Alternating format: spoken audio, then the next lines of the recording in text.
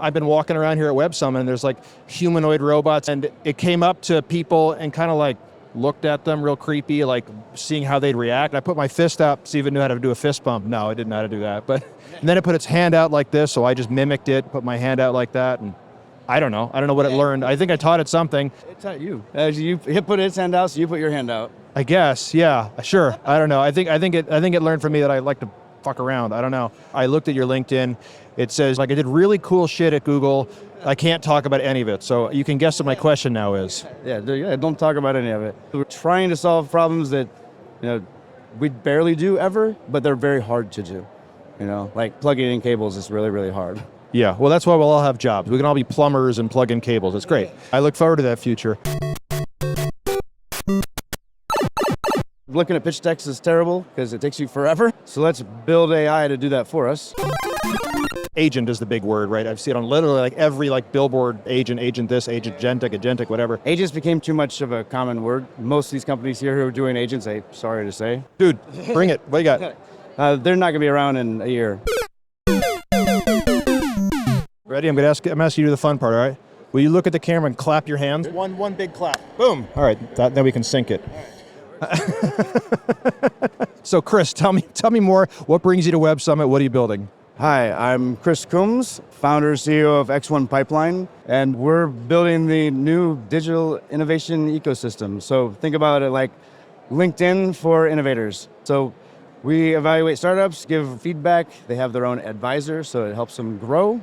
And we connect investors, startups, anybody who wants to get in the ecosystem, they can join companies. We're really creating the entire community online. You go to app.x1pipeline.com and sign up for free. We want you there. So I know you're solving a problem that you personally had. Do you want to share where you were when you had that problem and like what is the problem? So I was at Amazon, I was at Google, I was leading global programs, typically trying to do new innovations, find early stage companies that had something I would like to use, like we want to get the best technology first, or maybe acquire the company when they're young.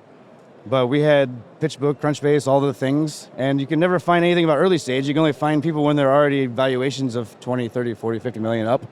And those really aren't useful for what we were trying to do to really innovate from the start, right? So I didn't like that. I wanted to create something that you could actually find early stage startups. And then when I moved to Slovenia, I became an investor. And all the platforms, they're either outdated or also I couldn't find information on early stage startups.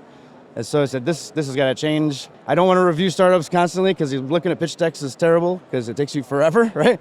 So I was like, I'm doing the same thing over and over again. I'm reviewing these companies the same way. So let's build AI to do that for us, just make a standard, and then make it available so everybody can see every startup. There's all these platforms out there and they have to apply to you. Startups have to apply to the business group, right? The business angels group. I could see 180 startups in my business angel group. But when I talked to the owner of the platform, she's like, I have 105,000 startups. I was like, why the hell can I see 105,000 startups? And so there's just no transparency. Everything's outdated in this whole ecosystem of all the tools we have. So I decided we're going to make something better. You said you evaluate startups always in basically the same way. What is that way, and how are AI agents doing that instead? What do they look for? So first we built the database that shows what's good and bad is for a pitch deck or how a company changes direction and how they pivot and learn from that. We ask our own AI questions, and then it comes back with a response. So when it doesn't understand something, it asks out and asks for more information. We connected a bunch of APIs so that we can go seek the information needed instead of me physically. I just recreated what I did manually. I would say, what's the problem of this company? Because I'd have to figure that out first. Are they solving a problem people care about? And then I'd have to go search for that problem and just look at like AdWords, how many AdWords people are searching for this. You have to find that information yourself manually. Can the team build what they're saying? So I have to go look up the team, right? Do they have defensible technology? Who else is doing this? How motivated are they? Like, how do you figure out the team and how? Because the team, there's a lot of intangibles there, but maybe your AI can help, or maybe that's where the AI stops and humans do take over. Right. So first we say, what's the background of the team? What have they done? What's their accomplishments? Typically you can find a lot of things, especially for startups online, right? If an interview with a startup from an investor happens usually 30 minutes long, the investor spends the first 25 minutes figuring all the things we figure out for them, and then 5 minutes knowing the startup person. So now you can go in and ask pointed questions because you already have all the data, and then get to know the person. And everybody says at early stage you invest in the team and not the company, so. Right. Yeah, that's why I asked about the team, is because that is fundamentally what you're choosing, because maybe market first and products like, where's product? You tell me, you're the investor. Where's product, like market, product, team? Like how are you looking at things when you're making a choice? I look at problem usually. So like, are they actually solving a problem that people care about? That's a big one for me. And then I look at team. And then if the product is something, if they're solving something people care about, the market exists. Well, I'm a product person, so I appreciate the, what problem are we trying to solve here? Starting point. You're solving problems. That's right. Yeah, exactly. That's like the most cliche product question, but it's still the best one.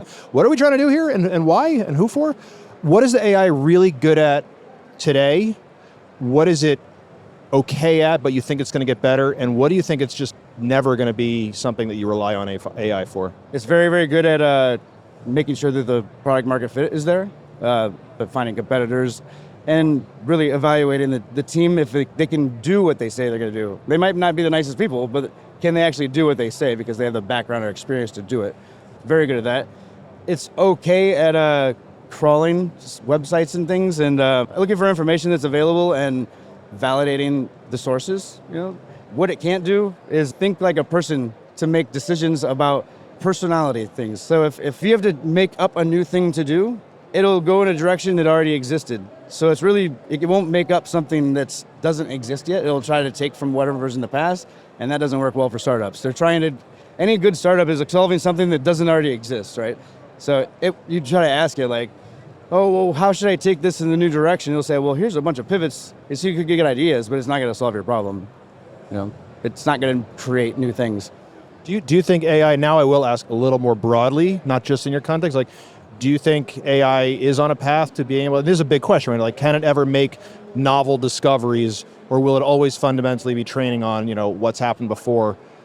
Which is not to say AI is not useful, because it's incredibly useful, but I think so much of the investment right now is premised on that it's gonna cure all the diseases or things like that. The way it currently exists, it could, right? But not with the compute power we have. If they start getting, quantum computing gets bigger, then we can start solving some of those problems. But it might not create something brand new. It'll create something new out of what it knew, right? Like what it already knows. It can put things together and be like, this should work.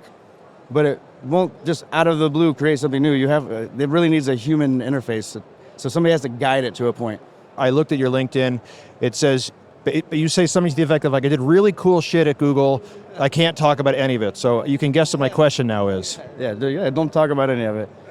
Yeah, I was there for 8 years, global robotics, automation programs.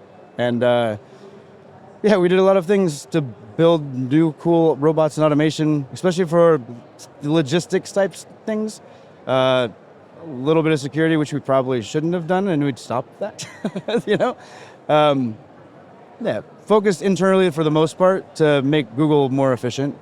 And we're talking inside the data centers, that's where like a physical robot would be, not a, ad crawler or something. It's a different kind of robot, software robot. Like that we're talking about here is data centers? Yeah, data centers, logistics centers, some of the offices, like, we can go restock a kitchen with a robot, for example, because there's kitchens everywhere, right? Anything that would just make life easier that you can automate. You don't automate things you don't do repetitively. So if you repetitively do it over and over with a human, you can probably automate it. But we were solving those problems. We were also trying to solve problems that, we barely do ever, but they're very hard to do. Like plugging in cables is really, really hard. Yeah, well, that's why we'll all have jobs. We can all be plumbers and plug in cables. That's great. I look forward to that future. Tell me, maybe I'll get away from Google so we can talk a little bit more about robots. All right. Because they're a hot topic right now. And I've been walking around here at Web Summit, and there's like humanoid robots. I tried to fist bump one today. I forget what the company was. It was walking around. It was like there were all these people taking photos of it and videos, and it was walking, and it was like a little humanoid robot. It was about this tall, like 4 feet tall, 3 feet tall maybe, and it was walking. Really skinny. Yeah, really skinny, silver. It had a logo here, but I didn't catch what it said. And it came up to people and kind of like looked at them real creepy, like seeing how they'd react. I don't know what the program or plan was. It came up to me and I was like, all right, I put my fist up, see if it knew how to do a fist bump. No, it didn't know how to do that. And then it put its hand out like this, so I just mimicked it, put my hand out like that, and I don't know what it learned. I think I taught it something. I don't know what. I think it learned that I'm like, It's at you. As you put its hand out, so you put your hand out. I guess, yeah, sure. I don't know. I think it learned from me that I like to fuck around. I don't know, but robots are a big deal right now because AI is advanced so much, and humanoid robots are one of the new. Maybe we come to Web Summit next year, it'll be even more humanoid robots doing all more things. I think quantum is maybe the next bubble, and humanoid robots is in the works. And Web3 was a couple years ago, although someone here at Visa was saying the words Web3 non-ironically on opening night. I was kind of surprised by that. Anyway, where are you most interested in what's happening with robotics right now? I'm really doing repetitive tasks, like they've been doing for years, but Waymo is probably the most successful robot of all right now. Just nobody thinks of it as to call it a robot. It is a robot. That's true. It's very much as a robot. Before you were having in manufacturing, it would do repetitive tasks, or it would do tasks that have to have high precision. And now we're switched over to, we're trying to make it do things that are not completely repetitive in different locations. They move around a kitchen, they can cook. 5 years ago, you'd have to put the frying pan in the right spot with the handle the right way, and then it might, use it. Now, because of all the vision updates and it's using edge computing and things, now you can just throw the pan in there and it'll find it, it'll grab it. The way it's advancing in how it can adapt to the environment is massive. I've never seen that before, and I think that's what I'm most excited about. How the robot's able to adapt to what you tell it to do, and it doesn't just use the same variable. You don't say, just do this one thing and it does that one thing. It says, you do this, and it's like, oh yeah, now I know kind of how to do that because I've tried to do it 1,000 times in my head already and I figured out the problem. That's what's really cool about robotics now. That is cool, yeah. So in other words, robots that can act in a non-deterministic way. They're not trained on a bunch of rules, right? Exactly, that's right. They are trained on a bunch of rules, but they can go outside the rules now just a bit. Don't kill humans thing, but But even that, honestly, there's the trolley problem, right? Which I'm sure the Waymo team had to grapple with, right? Do you kill the one human or do you kill the 3 humans? Because that could come up if you're self-driving a car. Right. Or do you hit the basketball and it thinks it's a human? There's simulations. There was a kid that walked out in front of a car to catch a ball. The basketball was the bigger thing, but it thought it was a person because it was like, do I hit that or do I hit? This is software simulation, right? Okay. No child died in this? Okay. Died, but every time it tried to kill the kid. It was weird. So that was an interesting problem to have to solve. Yeah. Just minutes ago saw the CEO founder of Manus talking about agents and saying we've got to, people, agent is the big word, right? I've seen it on literally every billboard, vendor booth here, agent this, agentic, whatever. And he said, an agent is not an agent if it doesn't have agency. And I think that's kind of what we're talking about here a little bit, right? They're not following predefined rules, or they're not following a workflow that's been predefined. Agents became too much of a common word now. Most of these companies here who are doing agents, I'm sorry to say, but dude, bring it. What you got? They're not going to be around in a year at all. What score are they getting on your? What score are they getting? And they're getting 29s and 30s. To be honest, it's just because there's so many of them, and they're really just taking what a person could do in ChatGPT who doesn't know how to do it yet and making it a company. Once people can learn how to do it, or their kids learn how to do it for them, plugging in a VCR when we were younger, we could do it for our parents. Once the kids learn how to do that and create the agent, these companies just go away. You want to explain VCRs? No. Because that reference might just, I don't know. What do you mean? Yeah, I mean the whole thing with the flashing 12, that reference does not work anymore. No one knows what the fuck a flashing 12 is anymore. That was a thing that our parents had on their VCRs. The power would go out or whatever, it would flash 12, and they couldn't figure out how to set the time. And for some reason, they all had clocks. I guess that was to record. So, this is sort of the thin wrapper critique. So I'm actually curious, when you look at a lot of AI startups, I'm sure a lot of them you're evaluating AI startups, brand is a huge deal right now because I think the tech is, for a lot of these companies, a commodity, right? You just said ChatGPT can do all these things. Yes, you've specially trained your thing, but probably if you knew the right prompts, you could use GPT or Claude or am I putting words in your mouth, or is that about it? So brand then becomes really, really, really important. And so I'm curious how just you generally or on your platform, how you think about a defensible brand or creativity or whatever that je ne sais quoi is that's going to let these companies survive, because the data is proprietary, right, in many cases, but the actual agents or AI may not be. So we focus on the technologies. If it's can it be defensible? Do they have something unique mostly? With the branding part, like our model, it says, do you have a team member who can build that above all the other ones? So if you have 1,000 people doing the exact same thing, do you have a marketing person that is better than those people? What's their track record and like success rate in the past? We look at their past experience. That really boosts up your marketing score, like more than your brand name.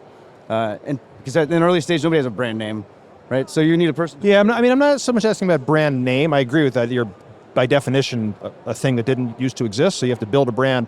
But my opinion is like that is what's gonna. I mean, if you look at right now, like Claude or Anthropic, I should say, Anthropic's investing a lot in brand, and I think OpenAI is starting to catch up to that. But I remember I still get speaking of VCRs, I still get the Sunday New York Times, right? I used to work the New York Times, but I love print. And 6 months ago or so, I was thumbing through the magazine, and there was an ad for Anthropic in the New York Times magazine, and that's a very expensive ad, and that's pure brand advertising. Like you're not. There's no like QR code on that, right? Scan here and whatever, get a 20% off, and it's brand advertising. And because even the big models like Claude versus ChatGPT versus Gemini, like it's becoming a branding thing, and that's why they were advertising. I was watching the World Series last week or two, like ton of ads for these AI companies. That's big brand advertising. So like they're focusing on brand, and I think a lot of these quote unquote thin wrappers, they were derided for a while because anybody could build that. But I think where they win, this is my hypothesis, is that they're going to win on brand. Most of them, proprietary data being another one that they can win on, but it's not on what the AI can do on top of the data or like under the brand. That's exactly right. Like at the early stage companies, we focus on if that team can actually build that, beat everybody else, which is also building the brand. How fast can you rapidly get people to know you, right? Did you catch just now that waft of croissant that just came through? We're recording this next to, you can't see it in camera, but there's a Maria croissant. I'll shout them out. I think they just finished a batch of croissants and it just came over here, and like we're on like, what is this, day 2.5 of this conference, and we're all running on fumes. So we may have to wrap up shortly and go get one of those. Why Slovenia? Because I liked it. So it was a snap decision. It took you 5 minutes to decide to move to Slovenia? I was in Czech Republic. I saw Lake Bled on a map. I actually didn't know Slovenia existed. I hate to say it. I really didn't. Because when I was in school, it was Yugoslavia. That's how old I am, right? I did meet a wife from Czech. So we got married, but we moved to Charleston, South Carolina. We kept visiting Slovenia because it was nice. I was like, one day I'll retire there. And actually, during COVID and everything, I had to move to Seattle for work. Didn't particularly like Seattle. It's not the best place to live, to be quite honest. It rained for 68 days straight when we moved there. It was never experienced anything like that in my life. So I bought a house in November, sold the house the next November, and just quit my job at Google and moved to Slovenia. That was it. I was like, I love it there. I'm just going to move there and start over, see what happens. Right on. Well, I'm in Portugal for the first time right now, and so I think you've made a really nice life choice because I wouldn't mind living in a place as chill and lovely and sunny. Not today. It's pouring rain today. But anyway, Chris, I really enjoyed this. Thanks so much. You're awesome. Thank you very much. We should talk some more. Let's do it. Okay.